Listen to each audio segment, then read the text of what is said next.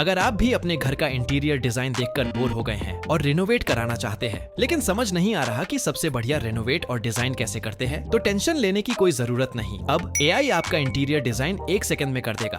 तो उससे पहले चैनल को सब्सक्राइब करो और लाइक बटन पर अंगूठा मारो।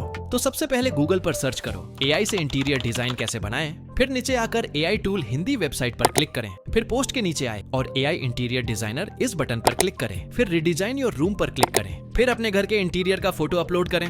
फिर रूम की थीम चुनें।